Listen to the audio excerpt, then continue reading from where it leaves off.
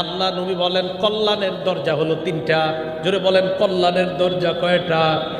এক নাম্বার আস-সাওমু জুন্নাহ, রোজা হলো কল্যাণের দরজা। রোজা কল্যাণের দরজা।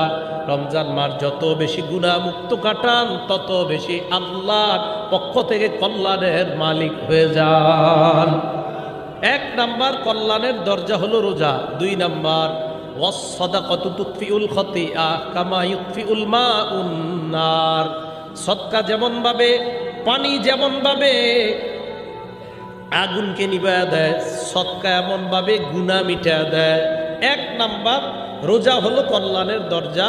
দুই নাম্বার সদকা হলো কল্যাণের দরজা। তিন নাম্বার ওয়াসসালাতুর রাজুলি ফি জাওফিল লাইল, রাতের বেলায় তাহাজ্জুদের নামাজ পড়া। বলেন রাতের বেলা কি পড়া? তাহাজ্জুদের নামাজ পড়া। তাহলে কল্যাণের দরজা তিনটা: রোজা রাখা, সদকা করা, তাহাজ্জুদের নামাজ পড়া।